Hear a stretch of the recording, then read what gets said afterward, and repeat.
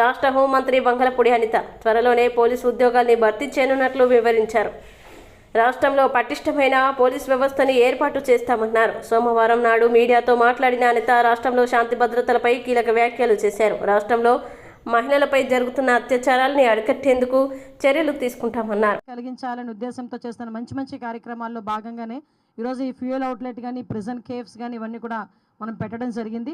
వీటిలో భాగంగానే ప్రిజన్కి కూడా ఇక్కడ నుంచి ప్రిజన్ కేఫ్ నుంచి కొంత ఆదాయం కూడా ప్రిజన్స్ డెవలప్మెంట్కి కూడా మనం యూజ్ చేసుకోవడం జరుగుతుంది. టోటల్గా ఆంధ్రప్రదేశ్లో దగ్గర 16 సబ్ జైల్స్ ఉన్నాయి. అదేవిధంగా ఒక స్పెషల్ జైల్స్ ఒకటి, డిస్ట్రిక్ట్ జైల్స్ ఒకటి, అదేవిధంగా మనకి బోస్టన్ జైల్ కూడా ఒకటి కన్స్ట్రక్షన్లో ఉంది. అదేవిధంగా మనకి ఉమెన్ ప్రిజన్ ఒకటి ఉంది, సెంట్రల్ జైల్స్ 2 ఉన్నాయి. ఓవరాల్గా టోటల్ మనకి 3483 మెంబర్స్ ఈరోజు స్టేట్ వైడ్ ప్రిజనర్స్ కింద ఉన్నారు. అందులోని సుమారుగా అంటే ఓవరాల్గా చెప్పాలంటే 700 ఓవర్ క్రౌడ్ ఉంది.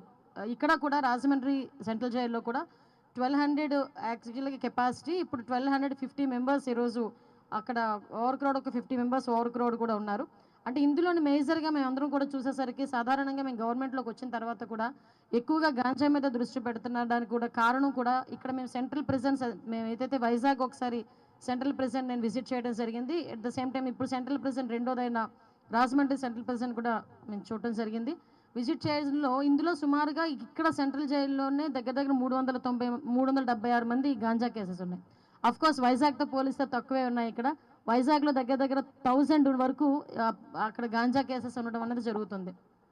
ఓవరాల్ స్టేట్ అంతా కలుపుకొని ఒక 1700-1800 ఉంటే గాంజా కేసెస్, అందులోని కేవలం 1000 వరకు వైజాగ్లోనే ఉండడం కూడా మనం గమనించాల్సిన అవసరం కూడా ఎంత ఉంది. సుమారుగా మనందరికీ కూడా తెలుసు, ఈరోజు ఈ ప్రిజన్స్లోని ఎప్పుడో ఇంచుమించుగా 1861లో కన్స్ట్రక్ట్ చేసిన ఈ ప్రిజన్ ఇది. అంటే బ్రిటిష్ కాలం నాటికి ముందు నుంచి కూడా ఈ ప్రిజన్ అక్కడ కన్స్ట్రక్ట్ చేసబడి ఉంది. అప్పటి నుంచి ఇప్పటి వరకు కూడా ఏదో మెయింటెనెన్స్ అవుతుంది, ఓవరాల్గా అక్కడెక్కడ ఇబ్బంది లేకుండా జరుగుతుంది. ఇందాకే మేము విజిట్ చేయడానికి వెళ్ళినప్పుడు మన సూపరింటెండెంట్ గారు వీళ్ళందరూ కూడా అక్కడ ఒక గోడ కూడా ఇబ్బందికరమైన పరిస్థితిలో ఉంది, కూలిపోవడానికి రెడీగా ఉంది. ఆ గోడ కన్స్ట్రక్ట్ చేయాలంటే వెంటనే హోమ్ సెక్రటరీ గారికి చెప్పడం జరిగింది. ఇమీడియట్గా ఆ కన్స్ట్రక్షన్ కూడా మేము ఏర్పాటు చేసి అక్కడ ఎవరికి కూడా భద్రతా సంబంధించిన ఎటువంటి ఇబ్బందులు కలగకుండా చూసుకునే బాధ్యత కూడా మేమందరం కూడా తీసుకుంటాం. ఈరోజు ఉమెన్ ప్రిజనర్స్ దగ్గరికి కూడా నేను వెళ్ళి విజిట్ చేయడం జరిగింది. నిజంగా చాలా బాధాకరమైన విషయం. వాళ్ళు ఆ క్షణికావేశంలోనో లేకపోతే తెలిసి తెలియని వయసులోనో తెలిసి తెలియక చేసిన తప్పులకి ఈ రోజుకి కూడా కుటుంబానికి దూరంగా ఉండి వాళ్ళు పడుతున్న బాధ. అదేవిధంగా నేను అక్కడ ఉమెన్ జైల్లో చూసిన తుంగభద్ర గేట్పై ఎల్లో మీడియా దుష్ప్రచారం. వరద ఉధృతికి తుంగభద్ర డ్యాంలో ఒక గేటు కొట్టుకుపోతే దానికి వైఎస్ జగన్మోహన్ రెడ్డిని బాధ్యుల్ని చేస్తూ ఎల్లో మీడియా నానా దుష్ప్రచారం చేస్తోందని మాజీ మంత్రి అంబటి రాంబాబు ఆక్షేపించారు. తుంగభద్ర డ్యాం నిర్వహణని తుంగభద్ర బోర్డు చూస్తోందన్న ఆయన అందులో ఏపీ, తెలంగాణ, కర్ణాటక, కేంద్ర జల సంఘం, సిడబ్ల్యూసి ప్రాతినిధ్యం కలిగి ఉన్నాయని వెల్లడించారు. అలాంటప్పుడు డ్యాంలో భారీ వరదకు ఒక గేటు కొట్టుకుపోతే దానికి గత ప్రభుత్వం వైఎస్ జగన్ ఎలా బాధ్యులవుతారని నిలదీశారు. సిడబ్ల్యూసి సెంట్రల్ వాటర్ కమిషన్ వారు కూడా 3 రాష్ట్రాలకి సంబంధించినటువంటి ప్రాజెక్ట్ కాబట్టి నిర్వహణలో వారు బాధ్యత తీసుకుంటారు, చైర్మన్గా వారు ఉంటారు. ఇది దాని కన్స్ట్రక్షన్. దానికి సంబంధించి దానిలో ఒక గేటు కొట్టుకుపోతే అది జగన్మోహన్ రెడ్డి గారి సైడ్ ఎఫెక్ట్ అని, జగన్మోహన్ రెడ్డి గారి వాళ్ళే కొట్టుకుపోయిందని ఇలాంటి దుష్ప్రచారం చేసేటటువంటి కార్యక్రమం చేయటం చాలా దురదృష్టకరమని ఈ సందర్భంగా నేను చెప్పదలుచుకున్నాను. ఏది జరిగినా అది జగన్మోహన్ రెడ్డి గారి అకౌంట్లో వేసేసి తప్పుకోవాలని చంద్రబాబు నాయుడు గారు, తెలుగుదేశం ప్రభుత్వం, ఎల్లో మీడియా ప్రయత్నం చేయటం అనేది దుర్మార్గమైనటువంటి అంశం. ఇదే విధంగా మరి జగన్మోహన్ రెడ్డి గారి టైంలో పులిచింతల 16వ గేటు కొట్టుకుపోతే వితిన్ 20 డేస్లో దాన్ని రిపేర్ చేసేసి ఏర్పాటు చేసి నీరు కిందకు పోకోకుండా ఆపడం జరిగిందనే విషయాన్ని మర్చిపోయారు. అప్పుడు కూడా చాలా బురదరాత రాసేటటువంటి కార్యక్రమం చేశారు. జగన్మోహన్ రెడ్డి గారి వాళ్ళే కొట్టుకుపోయింది. అది కొత్త ప్రాజెక్టు. వాస్తవానికి కాంట్రాక్టర్ లోపం వలన, చంద్రబాబు నాయుడు గారికి కాంట్రాక్టర్కి మధ్యన ఉన్నటువంటి లాలూచి వలన, ఫండ్స్ విషయంలో ఆయన సక్రమంగా చేయకపోవటం వలన కొట్టుకుపోతే దాన్ని రివైవ్ చేసి దాన్ని మళ్ళీ ఏర్పాటు చేయడం జరిగింది. అదేవిధంగా గుళ్ళకమ్మ గేటు కొట్టుకుపోయింది. గుళ్ళకమ్మ గేటుకు పట్టుకుపోయినా జగన్మోహన్ రెడ్డి గారు దీనికి కారణం అనేటువంటి మాట మాట్లాడారు. ఆ రోజున చెప్పాను నేను మంత్రిగా ఉన్నప్పుడు, ఈ రోజున చెప్తున్నాను, గుళ్ళకమ్మ కొట్టుకుపోవడానికి, గేటు కొట్టుకుపోవడానికి చంద్రబాబు నాయుడు గారు తన హయాంలో చేసినటువంటి అలసత్వం. ఎందుకు చెప్తున్నానంటే, చంద్రబాబు నాయుడు గారు 5 సంవత్సరాలు పరిపాలించాడు కదా పోయినసారి. అప్పుడు గుళ్ళకమ్మకి 5 to 6 crores ఖర్చు పెట్టారు. దేనికి ఖర్చు పెట్టారు తెలుసా? పెయింట్ వేయటానికి, విగ్రహం కట్టడానికి, అక్కడ బ్యూటిఫికేషన్ కోసం 6 crores దే స్పెండ్. గేట్ల కోసం 1 కోటి కూడా ఖర్చు పెట్టాల. అంటే ఎక్కడ డబ్బులు కమిషన్ వస్తే అక్కడ ఖర్చు పెట్టి గుళ్ళకమ్మ ప్రాజెక్టుని సర్వనాశనం చేసే కార్యక్రమం చేశారు. అది మేము వచ్చిన తర్వాత కొట్టుకుపోయింది. ఆ రోజు చేసి ఉన్నట్టయితే అద్భుతంగా ఉండేది. కానీ ఈ విధంగా ఏది జరిగినా జగన్మోహన్ రెడ్డి గారి అకౌంట్లో వేయాలనేటువంటి ప్రయత్నం చేయటం చంద్రబాబు నాయుడు గారికి తగదు అని ఈ సందర్భంగా నేను చెప్పదలుచుకున్నాను. నిజానికి తుంగభద్ర 71 సంవత్సరాల పూర్వం, అంటే మేము పుట్టక ముందు అది నిర్మాణం చేసినటువంటి ప్రాజెక్ట్. చాలా పత్రికల్లో, వాళ్ళ పత్రికల్లోనూ రాశారు 45 సంవత్సరాలు వరకు అది గ్యారంటీ పీరియడ్. 45 సంవత్సరాలు దాటి ఇప్పుడు 71 సంవత్సరం అయింది. దాని రిపేర్లు ఎప్పటికప్పుడు చేస్తూ ఉండాలి. 40 సంవత్సరాల నుంచి కూడా సక్రమంగా చేస్తూ ఉండాలి. చంద్రబాబు నాయుడు గారు ఎన్ని సంవత్సరాలు పరిపాలన చేశారో మీకు తెలుసు. జగన్మోహన్ రెడ్డి గారు 5 సంవత్సరాలు పరిపాలన చేస్తే జగన్మోహన్ రెడ్డి గారు సరిగా చేయకపోవటం వల్లే పోయిందనేది. పేదలపై టీడీపీ కూటమి ప్రభుత్వం కక్ష. రాష్ట్రంలో పేదలపై కూటమి ప్రభుత్వం కక్ష సాధింపులకు దిగిందని YS Congress party SC cell రాష్ట్ర అధ్యక్షుడు జూపూడి ప్రభాకర్ రావు ఆక్షేపించారు. ప్రభుత్వం అసైన్ చేసి 20 ఏళ్లు పూర్తయిన అసైన్ భూములపై అసైనీలకు పూర్తి హక్కులు కల్పిస్తూ గత ప్రభుత్వం నిర్ణయం తీసుకుంటే ఇప్పుడు ఆ అసైన్ భూముల రిజిస్ట్రేషన్లు ఆపాలంటూ ఆదేశాలు ఇవ్వడం అత్యంత దుర్మార్గమని ఆయన స్పష్టం చేశారు. ఆంధ్రప్రదేశ్ నిరుద్యోగులకి శుభవార్త చెప్పారు. ఏపీ గవర్నమెంట్ ఆంధ్రప్రదేశ్లో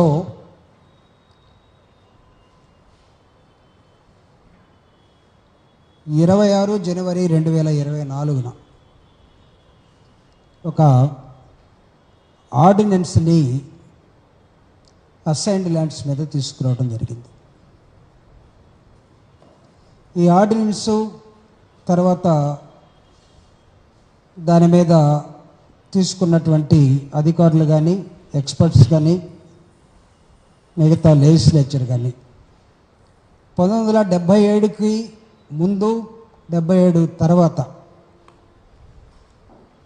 నిరుపేదలకి, నిరుపేద రైతులకి ఇళ్ల స్థలాల కోసం కానీ, వ్యవసాయ భూమి కోసం కానీ ప్రభుత్వం ల్యాండ్ని అసైన్ చేస్తుంటే వాటిని వాళ్ళు ఎవరికీ అమ్ముకోకూడదు అనే ఒక రూల్ తోటి ఆ రోజు ల్యాండ్ని అసైన్ చేయడం జరిగింది. ఇది మీ అందరికీ తెలుసు. ప్రెస్ మిత్రులు చాలామంది నా సోదరులు ఇక్కడే ఉన్నారు కాబట్టి, నేను కౌన్సిల్లో ఉన్నప్పుడు కూడా 2007 నుంచి 2015 దాకా కంబైన్డ్ కౌన్సిల్లో, అసెంబ్లీలో కానీ చాలాసార్లు దీని మీద చర్చ జరిగాయి. హైదరాబాదులో ఎక్కడైనా పొరపాటున ఒక 100 గజాలు, ఒక 50 గజాలు ఇళ్ల స్థలాల కోసం ఇచ్చుంటే విపరీతంగా పెరిగిపోతున్నటువంటి హైదరాబాదు ల్యాండ్ వాల్యూ పక్కనున్న వాళ్ళు 100 గజాలని ₹1,00,00,000 అమ్ముకుంటే దానిలో అసైన్డ్ రూపంలో తీసుకున్న పేదలు, దళితులు కానీ, రైతులు కానీ, లేకపోతే ఇళ్ల స్థలాల కోసం కానీ వీళ్ళెవరూ ఆ భూమిని అమ్ముకోవటానికి వీలు లేదు, మీరు జీవితకాలం దాన్ని అమ్ముకోకుండా ఉంటే అక్కడే ఉండండి, లేకపోతే వదిలేయండి, అంతేగాని you don't have any right to sell it out. ఇది ఆ రోజు ఉన్నటువంటి పరిస్థితి. దీని మీద నాకు తెలిసి గతంలో రాజశేఖర రెడ్డి గారు కానీ, అంతకుముందున్న ముఖ్యమంత్రులు కానీ, చంద్రబాబు నాయుడు గారు కానీ చర్చలు జరిగాయి. పెరుగుతున్నటువంటి ల్యాండ్ వాల్యూని మిగతా సమాజానికేమో మీరు అమ్ముకోండి అని వదిలేసి ప్రభుత్వం ద్వారా కొంతమందికి ఇచ్చి వాళ్ళు బాగుపడమని, వాల్యూ పెరుగుతూ ఉంటే వాళ్ళని అమ్ముకోకుండా ఉంచడం ప్రభుత్వమే వాళ్ళని ఇబ్బంది పెడుతున్నట్టు కదా. కాబట్టి why don't you give a free zone, వాళ్ళకు కూడా అమ్ముకునే అవకాశం ఇస్తే ఎలా ఉంటుందనేది ఒక పెద్ద చర్చ. అది ఆ చర్చని రాష్ట్రం విడిపోయింది 2013-14లో. మా అధినేతను బాధపెట్టిన రోజులు గుర్తొచ్చాయి. మంత్రి అనిత వైసీపీ పాలనలో సీఎం చంద్రబాబుని ఎన్ని అవమానాలకు గురి చేశారో గుర్తుకు వస్తే మనసుకు బాధ కలుగుతుందని హోంమంత్రి వంగలపూడి అనిత అన్నారు. సోమవారం ఆమె రాజమహేంద్రవరంలో పర్యటించారు. అక్కడ సెంట్రల్ జైల్లో వసతులను పరిశీలించారు. మా నాయకుడిని ఇక్కడే 52 రోజులు అకారణంగా జైల్లో పెట్టి వేధించారు. ఆ రోజులు గుర్తుకు వచ్చి బాధగా అనిపిస్తుంది. వైసీపీ పాలనలో అక్రమ కేసులకు చంద్రబాబు కూడా బాధితుడిగా మారారు. అక్రమ పాలనలో రాష్ట్రంలో ప్రజాస్వామ్య విలువలు పాతాళానికి పడిపోయాయి. వాళ్ల పాపాలు పండాయి. జననాయకుడిని బాధపెట్టిన వైసీపీని పాతాళంలోకి తొక్కి ప్రజలు బలమైన తీర్పునిచ్చారు. చూసాము ఆ ఫెసిలిటీస్ అన్నీ అక్కడ ఉన్న అన్నీ చూసాం. కాకపోతే 53 రోజులు మా నాయకుడు ఏ నేరము చేయకుండా 53 రోజులు ఆ స్నేహ బ్లాక్లో ఉండడం అన్నది నిజంగా ఆ సిచ్యువేషన్ చూసేసరికి నిజంగా మేమందరం కూడా చాలా ఎమోషనల్గా ఫీల్ అవ్వాల్సిన పరిస్థితి వచ్చింది. బట్ అదే అంటారు కదా, రోజులు అన్నీ ఒకలా ఉండవు. ఈరోజు అదే బ్లాక్కి మేము కూడా విజిటర్స్ కింద వెళ్ళాం. అది బ్యూటీ ఆఫ్ డెమోక్రసీ. ఇది వాసు గారిని కూడా తీసుకెళ్ళి ఏ బ్లాక్లో పెట్టారు మమ్మల్ని? స్నేహ బ్లాక్ రూమ్ నెంబర్ 11లో పెట్టారు. ఆయన చూసుకున్నారనమాట, ఈ బ్లాక్లో నేను ఉన్నాను, నన్ను పెట్టారు ఈ బ్లాక్లో కూడా నన్ను. అంటే ఓవరాల్గా అయిపోయిందంటే బ్యూటీ ఆఫ్ డెమోక్రసీ అదే. సో ఈరోజు అదే జైలు దగ్గరికి విజిటర్గా మేము అక్కడికి వెళ్ళి చూసి వాళ్ళ పరిస్థితులు చూసుకొని వచ్చే పరిస్థితి వచ్చింది. కానీ ఒకటేంటంటే ఒకటే చెప్తాను, రాజకీయాల తర్వాత అన్నైనా మాట్లాడుకోవచ్చు, కానీ ఏ రోజు కూడా తప్పు చేయని వాడు అన్నది వాడు ఎవరు కూడా అందులోకి వెళ్ళే పరిస్థితి రాకూడదు. అదే మేము అందరం కూడా కోరుకుంటున్నాం. ఈరోజు జైలుకి సిబ్బందికి సంబంధించి ప్రతి ఒక్క ఫెసిలిటీస్ కల్పించడంలో కానీ, అదేవిధంగా వాళ్ళకి జైల్లో సౌకర్యాలు కల్పించడంలో కానీ అన్ని కూడా ముందుంటాం. ఇంకొక విషయం చెప్పాలండి, లాస్ట్ టైం వైజాగ్ నేను సెంట్రల్ ప్రిజన్ విజిట్ చేసినప్పుడు ఇంచుమించుగా 11 నెలల వరకు ఫుడ్ బిల్స్ కూడా ఆ రోజుకి ఇవ్వలే. 11 నెలల ముందు నుంచి ఫుడ్ బిల్స్ కూడా ఇవ్వలే. రీసెంట్గా మా గవర్నమెంట్ వచ్చిన తర్వాత ఈ ఖైదీలకి సంబంధించిన ఫుడ్ బిల్స్ అన్నీ కూడా క్లియర్ చేసి ఈరోజు మొత్తం అంతా కూడా స్ట్రీమ్ లైన్లో పెట్టాల్సిన పరిస్థితి వచ్చింది. అన్నీ కూడా సర్దుబాటు చేసుకున్నాం. అన్నీ కూడా క్లియర్ కట్గా జరుగుతున్నాయి.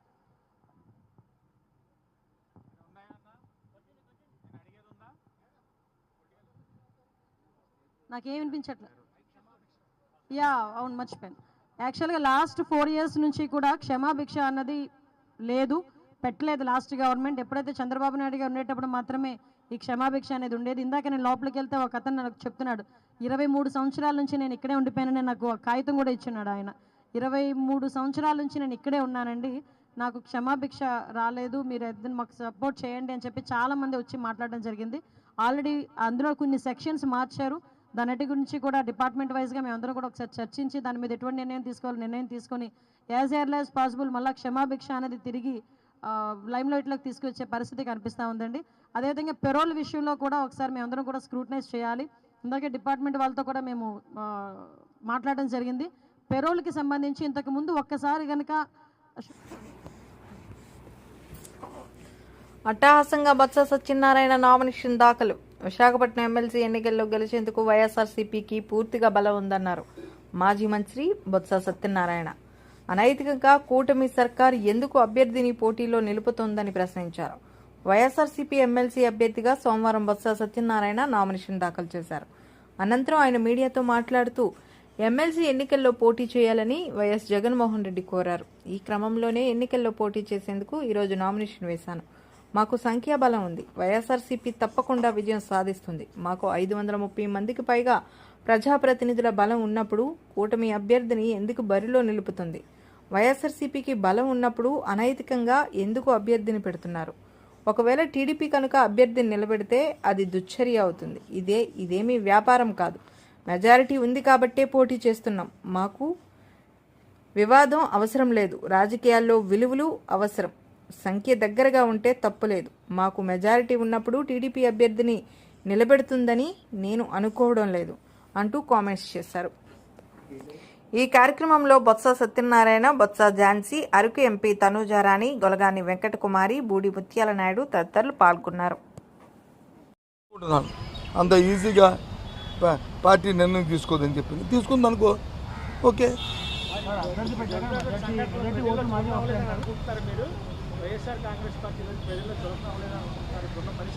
నేను ఎందుకు అనుకుంటాను? ఇది అంటే బాగోదు కదా. మా దోనరావు సత్యనారాయణ గారు ఎక్కడున్నారో, చనిపోయి ఎక్కడ ఆత్మ ఎక్కడుందో కానీ ఒకదానికి ముడిపెట్టకండి.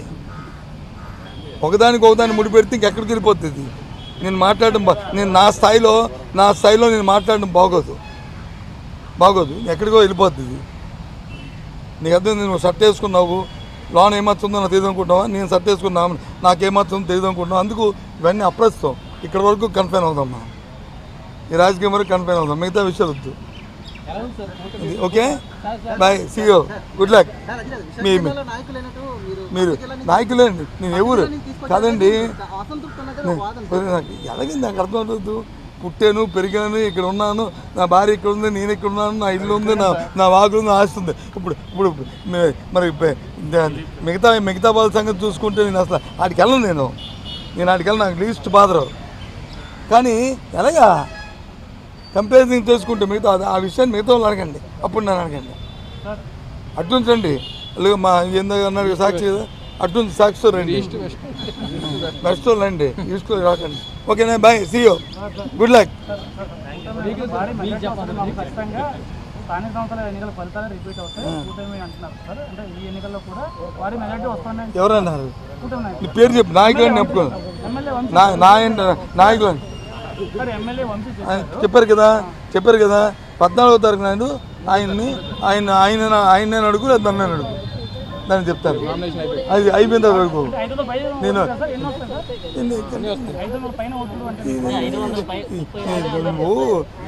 చిన్న మాట్లాడి తెలుగా, పెద్ద మాట్లాడగా కానీ ఎన్నో వస్తుంది సార్ అంటే నేనేం చెప్తాను, 538 ప్లస్ ఇంకో ఓటు అవతల పక్కన వస్తా నేను చెప్తానా?